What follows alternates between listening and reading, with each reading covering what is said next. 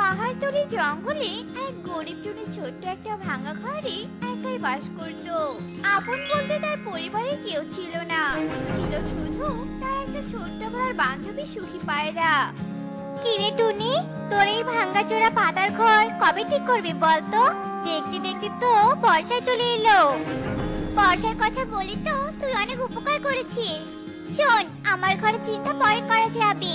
আমি একা একটা পাখি, যখন যেখানে রাত আমি সেখানে কাত হয়ে পড়বো। কিন্তু এদিকে দেখ, উত্তরের নদীর তেজ কিন্তু বেড়েই চলেছে। সেখানে জঙ্গল আর নদীর মাঝে কোনো বাঁধও নেই। এবার যদি বৃষ্টি নামে তাহলে নদীর সব জল জঙ্গলে ঢুকে জঙ্গলে পুরো জলে জলাময় হয়ে যাবে, আর সেই জলে আমরা সবাই মারা যাব। সবই তো বুঝলাম, কিন্তু কি করতে চাচ্ছিস সেটা বলতো আগে। সবাইকে বলে নদী আর জঙ্গলের মাঝে একটা বাঁধ দিতে চাচ্ছি। যদি আমরা বাঁধ দিয়ে সফল হতে পারি তাহলে এবারের মতো আমরা সবাই বেঁচে যাব। তুই ডেকে দেখ, তোর কথায় কেউ আসবে না।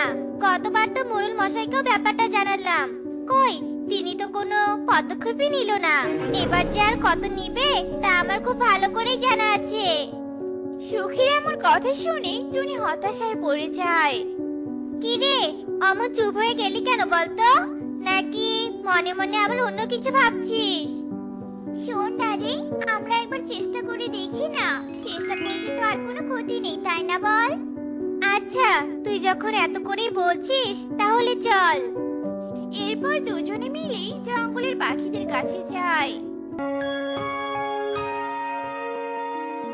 ইগলি দিদি আমাদের...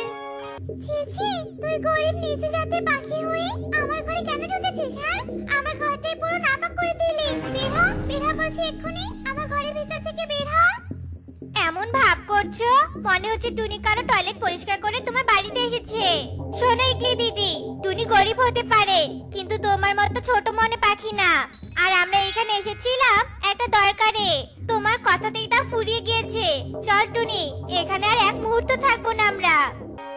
সুখী টুনিকে নিয়ে ঈগলের বাড়ি থেকে বেরিয়ে যায় আর অন্যান্য পাখিদের কাছে গিয়ে ব্যাপারটা বোঝাতে থাকে, কিন্তু কেউই ব্যাপারটাকে আমলে নেয় না। ক্লান্ত হয়ে দুজনে মিলে নদীর পাড়ে এসে বসে পড়ে। দেখলি তো টুনি, নিজের ভালো কেউই বুঝে না, কেমন সবাই অপমান করলো। আমি এই জঙ্গল আর জঙ্গলের পাখিদের অনেক ভালোবাসি।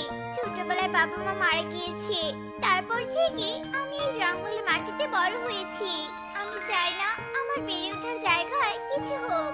আমি একাই মাটি কেটে এখানে বাঁধ নির্মাণ করব আর সবাইকে বাঁচাবো।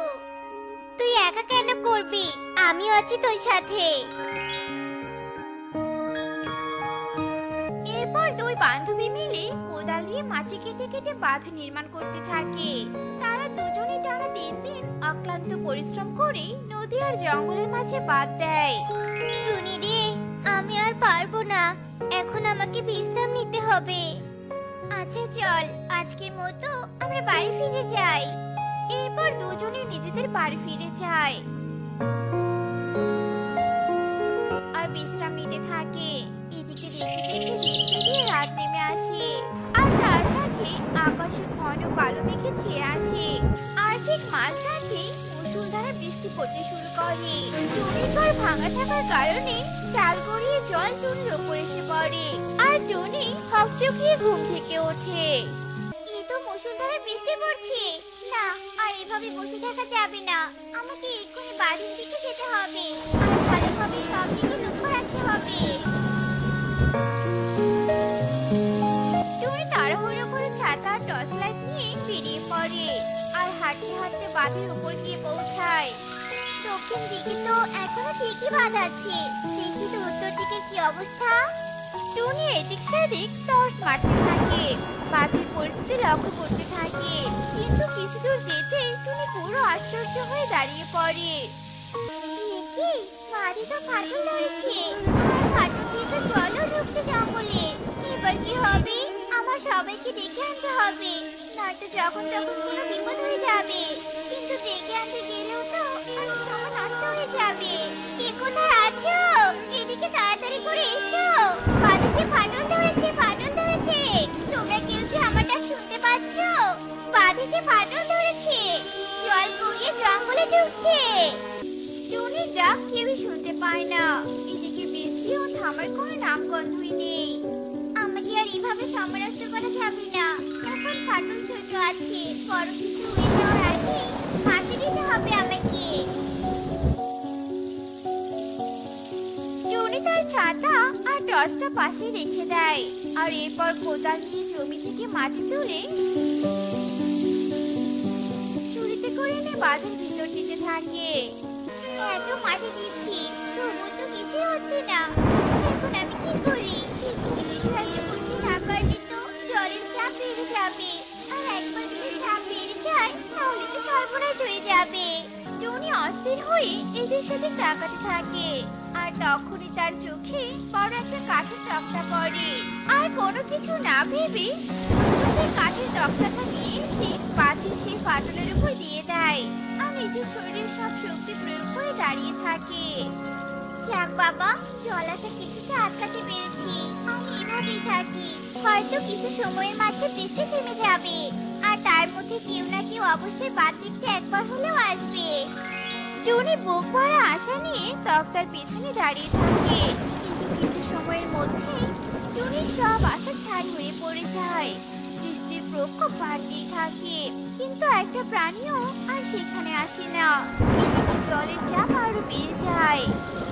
জলের চাপ বেড়ে যাচ্ছে, আমার শরীরটা তো ক্রমশ দুর্বল হয়ে আসছে। আমি তো আর কিছুতে দাঁড়িয়ে থাকতে পারছি না। কেউ কি আমার কথা শুনতে পাচ্ছ না? তোমরা নিজেদের ভালোর জন্য এগিয়ে এসো। টুনি অনেক চিৎকার করতে থাকে, কিন্তু কেউই আর তার কোনো কথাই শুনতে পায় না। এদিকে জলের চাপ বেড়ে গিয়ে মাঠের মাছ থেকে ভেঙে যায়, আর তক্তা সহ টুনিও জলের তলায় চলে যায়। আর কিছু সময়ের মধ্যে পুরো জঙ্গল জলে পড়ে যায়। জলে সব ভেসে গেল। তোমরা সবাই নিজেদের বাড়ি থেকে বেরিয়ে নিরাপদ আশ্রয়ে চলে যাও। টুনির চিৎকার শুনে সব পাখিরা ছোটাছুটি করতে থাকে। হ্যাঁ রে টুনি, কি করে এসব হলো? তুই কি কিছু জানিস? ওসব পরে শুনিস। আগে তুই সবাইকে নিয়ে নিরাপদ আশ্রয় স্থলে যা, আর আমি দেখছি এদিকটায় কেউ আটকা পড়েছে কিনা। আচ্ছা ঠিক আছে, আমি এক্ষুনি যাচ্ছি।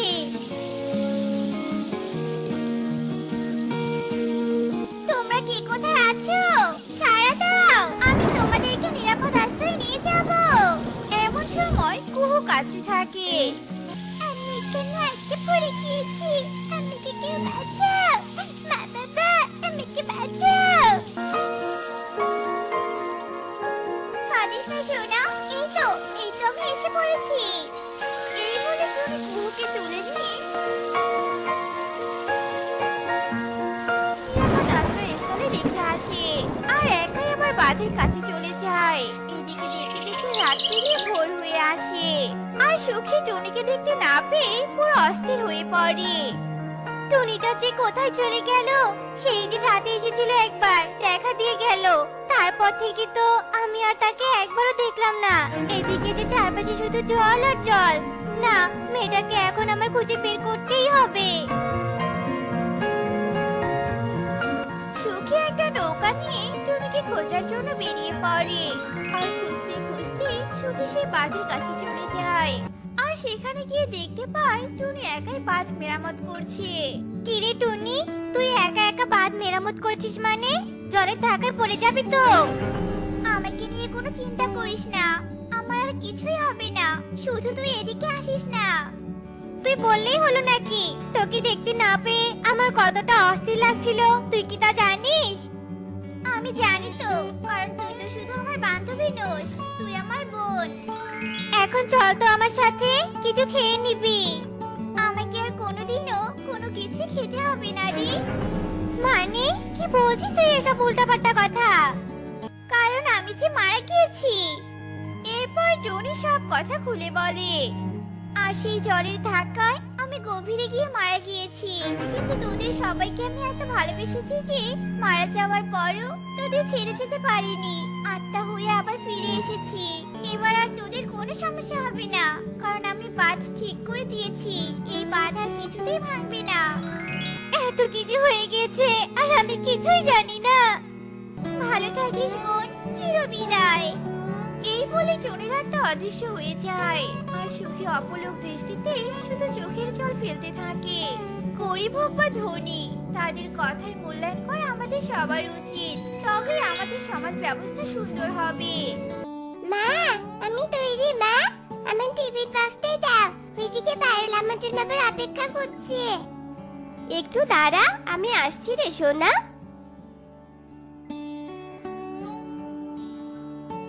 এই নে ধর তোর টিফিন বক্স। ঠিক সময়ে খাবার খাবি কেমন?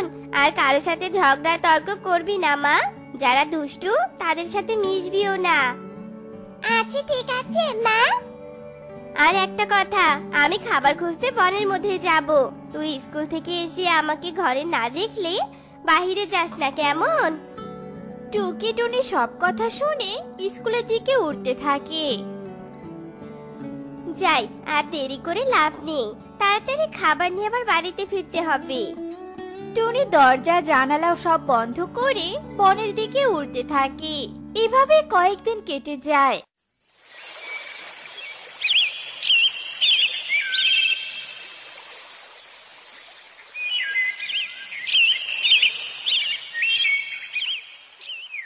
একদিন রাতে টুকি টুনিকে বলতে থাকে, মা, আমার বার্গার খেতে খুব ইচ্ছে করছে মা। আমাকে একটা বার্গার বানিয়ে দাও না। কতদিন হলো বার্গার খাই না। ঠিক আছে মা, তুই পড়তে বস, আমি তোর জন্য বার্গার বানিয়ে আনছি। কি অনেকক্ষণ তো হলো, মা এখনো কেন আসছে না? আমার তো এবার ঘুম পাচ্ছে, আমি বরং একটু ঘুমিয়ে নেই। সারাদিন বন্ধুদের সাথে খেলবে আর একটু রাত হতে না হতে ঘুমিয়ে পড়বে। না, এখন আর ওকে ডাকা ঠিক হবে না। আমি বরং বার্গারটা কণিকা দিদির ফ্রিজে রেখে আসি। কাল সকালে এনে গরম করে দিব, তারপর আমার মেয়েটা মজা করে খাবে।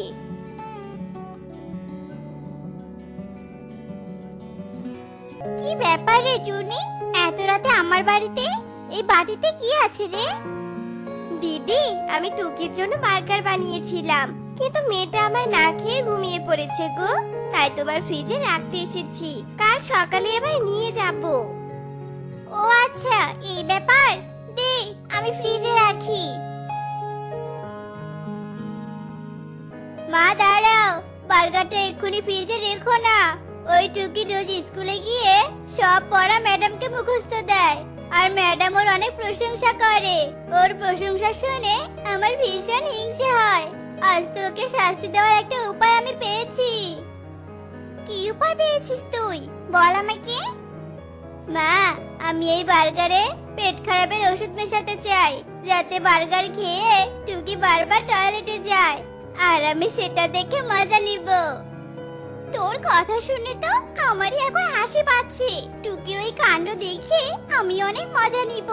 দাঁড়া, এক্ষুনি পেট খারাপের ওষুধ নিয়ে আসছি।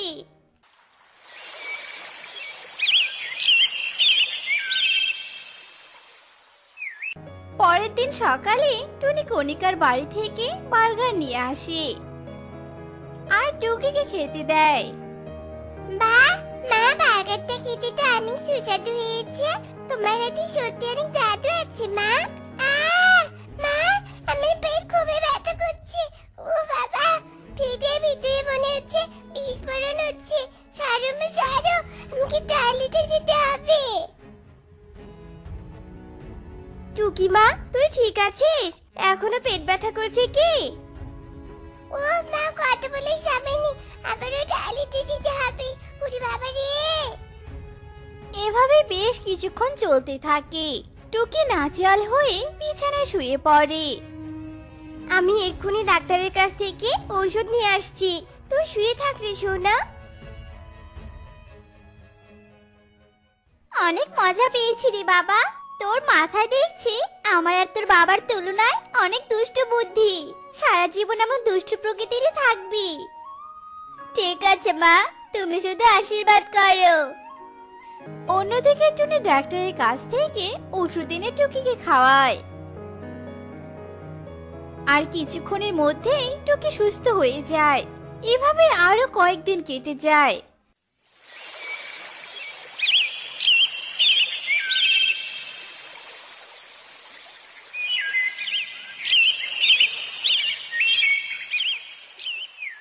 মা টুকি, আমি খাবার খুঁজতে যাচ্ছি, তুই ঘরেই থাকবি কিন্তু, কেমন?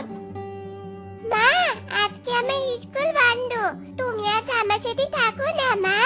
একা একা ঘরে থাকতে আমার ভালো লাগে না। মারি, বর্ষাকাল এসেছে, বৃষ্টির জন্য বাইরে যেতে পারবো না, তাই এক্ষুনি খাবার সংগ্রহ করে রাখতে হবে সোনা।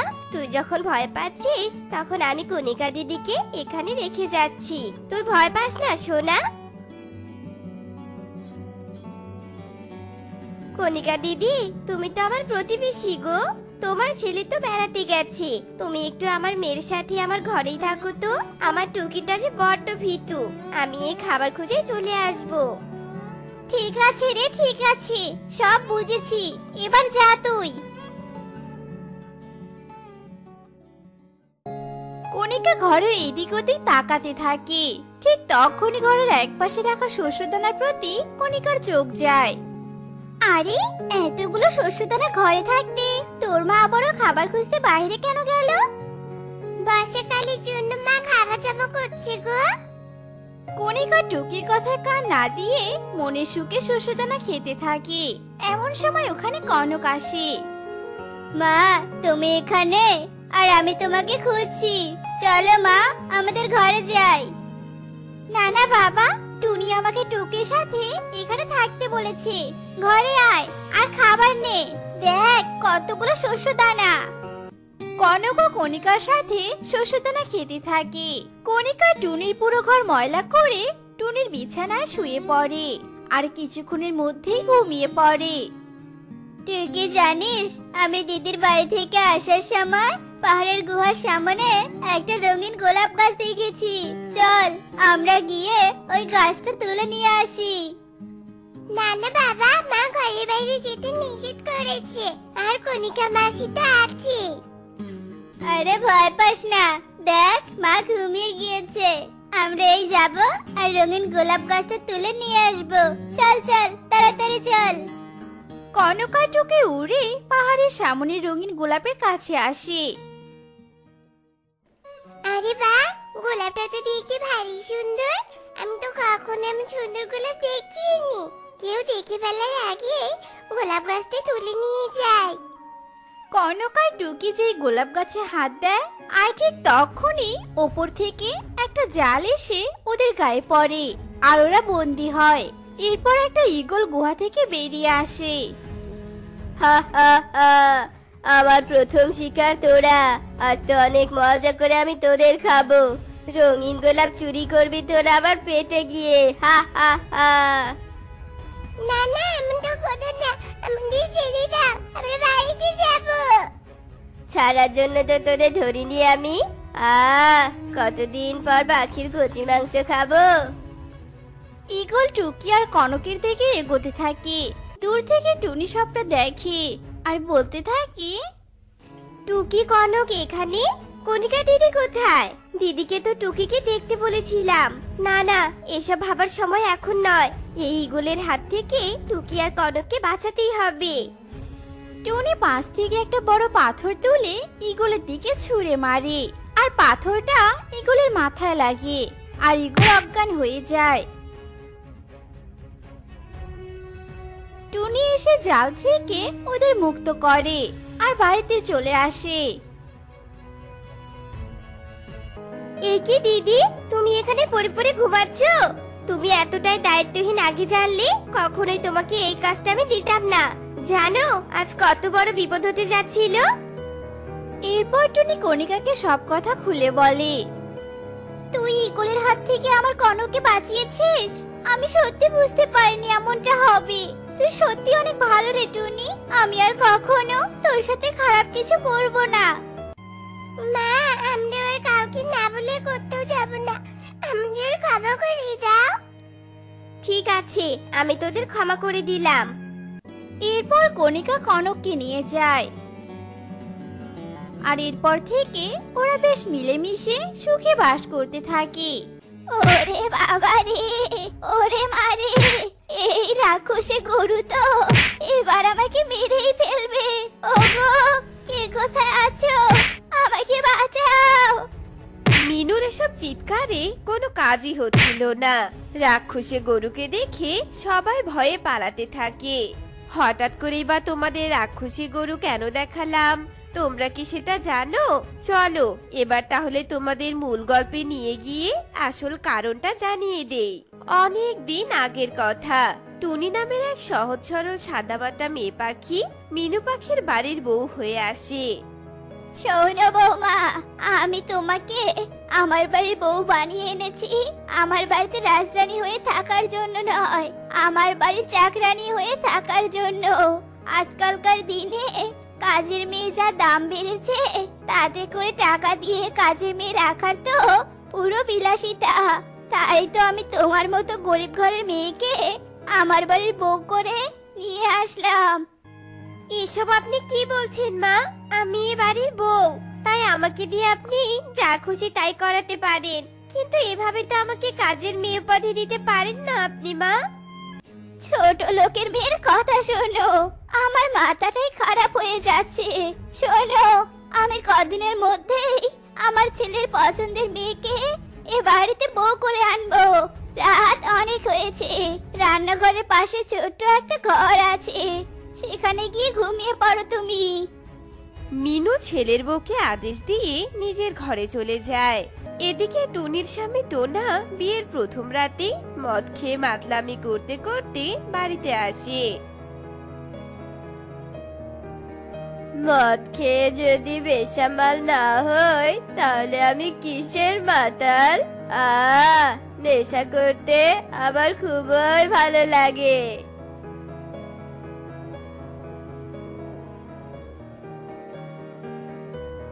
বাবা মা, তোমরা আমাকে কোন অতল সাগরে ফেলে দিলে? এখানে কি করে আমি টিকে থাকবো? আমার যে দম বন্ধ হয়ে আসছে বাবা মা, দম বন্ধ হয়ে আসছে।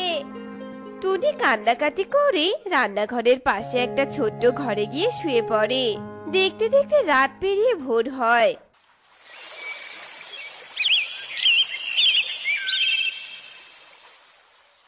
টুনি ঘুম থেকে উঠে বাড়ির সব কাজ ছেড়ে সবার জন্য চা বানিয়ে নিয়ে আসে। টোনা, এই নাও তোমার চা। ওয়াক্তু, এটা কোনো চা হলো নাকি? জীবনে কি কোনোদিনও চা বানাওনি? হ্যাঁ, আমি কি এমন অপরাধ করেছি যার জন্য আমার স্বামী আমার সাথে এমনটা করলো? কেন আমার স্বামী আমার সাথে এমনটা করলো? এভাবেই দিনের পর দিন কাটতে থাকে।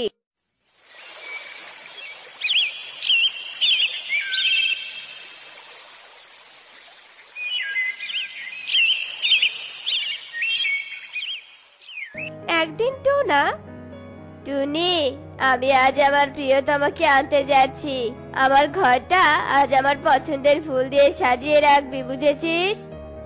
টুনি তার স্বামীর কথা শুনে পুরো হতবাক হয়ে যায় আর কাঁদতে কাঁদতে বাড়ির বাহিরে বেরিয়ে পড়ে।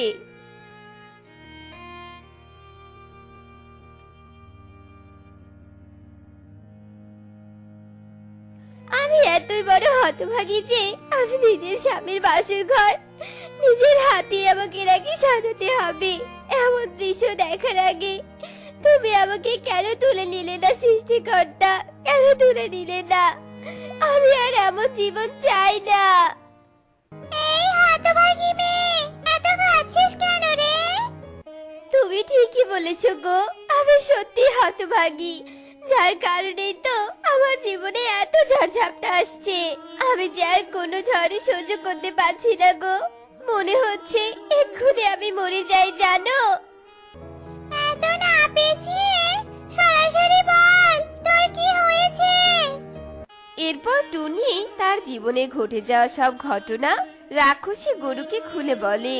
সব শুনে রাক্ষসী গরুর মনে ভীষণ মায়া হয়। আমার তো আপন বলতে কেউ নেই, তাই তুই যদি আমাকে তোর সাথে নিয়ে যেতি তাহলে আমার অনেক উপকার হতো। দেখ না, আমাকে কত না খেয়ে থাকতে হয়, আর আমি অনেক দয়ালু বলে কোনো প্রাণীকে ধরে খেতে পারি না। না খেতে খেতে আমি পুরো দুর্বল হয়ে যাচ্ছি। ঠিক আছে, তুমি চলো আমার সাথে, কিন্তু আমার শাশুড়ি মা তো অনেক দরজাল, না জানি তোমাকে দেখে কি করে।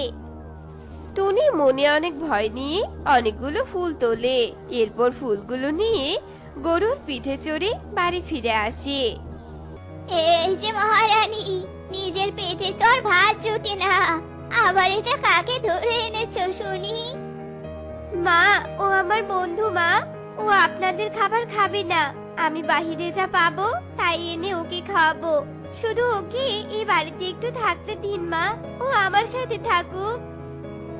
আচ্ছা ঠিক আছে, শোনো, বিকেলে আমার পুত্রবধূর সাথে কিছু মেহমান আসবে, ওদের জন্য তাড়াতাড়ি রান্না সেরে নাও।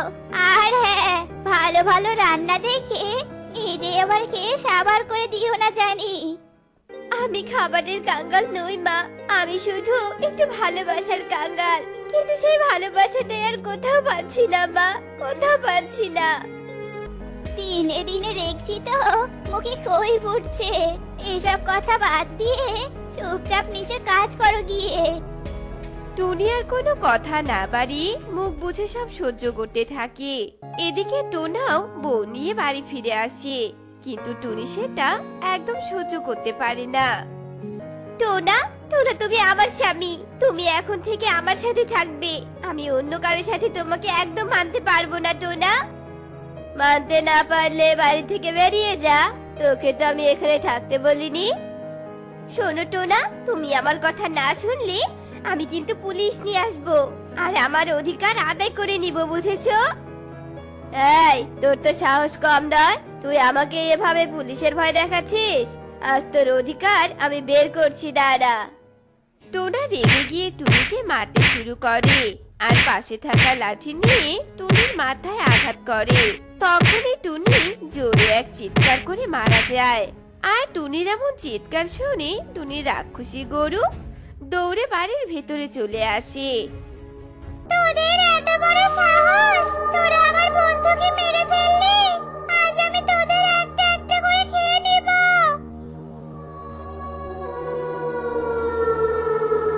এই গরু, তুই আমার ছেলেকে কেন খেলি? ফিরিয়ে দে, ফিরিয়ে দে বলছি। শয়তান গরু, আমার স্বামীকে ফিরিয়ে দাও বলছি। রাক্ষসী গরু মুন্নিকেও খেয়ে নেয়। তারপর বাকি থাকে শুধু মিনু। তুই কি ভেবেছিস তোকে আমি ছেড়ে দিব? কখনোই না, আমি তোকে চিবিয়ে চিবিয়ে খাবো। না, আমাকে ছেড়ে দাও, আমার ভুল হয়ে গিয়েছে। তোমরা সবাই হা করে কেন দাঁড়িয়ে আছো? আমাকে বাঁচাও, কেউ শুনবে না তোর কথা। এরপর রাক্ষসী গরু মিনুকে তার শিং দিয়ে গুঁতো দিতে থাকে। এক পর্যায়ে মিনু আহত হয়ে যায়। এরপর রাক্ষসী গরু মিনুকেও খেয়ে ফেলে, আর সবশেষে রাক্ষসী গরু কাঁদতে কাঁদতে অদৃশ্য হয়ে যায়। তো বন্ধুরা, আমাদের আজকের এই গল্পটি তোমাদের কাছে কেমন লেগেছে তা কমেন্টে জানাতে ভুলো না কিন্তু।